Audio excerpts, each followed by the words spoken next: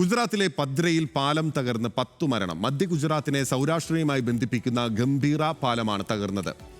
6 വാഹനങ്ങൾ മഹിസാഗർ നദിയിൽ വീണു. 4 പേരെ രക്ഷപ്പെടുത്തി.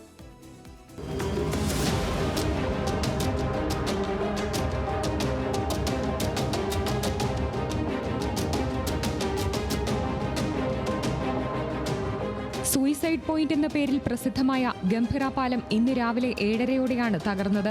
നിരവധി വാഹനങ്ങൾ പാലത്തിലുള്ള സമയത്തായിരുന്നു അപകടം. 900 മീറ്റർ നീളമുള്ള പാലത്തിന് 23 തൂണുകളുണ്ട്. ഇതിൽ 2 തൂണുകൾക്കിടയിലുള്ള സ്ലാബ് തകരുകയായിരുന്നു.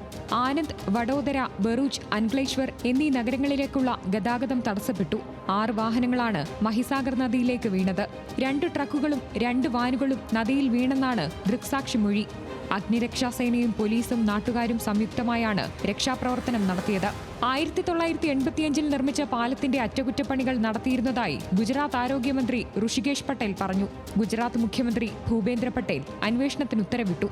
2022-ൽ ഗുജറാത്തിലെ മോർബിയിൽ തൂക്കുപാലം തകർന്ന് 141 പേർ മരിച്ചിരുന്നു. National desk news Malayalam.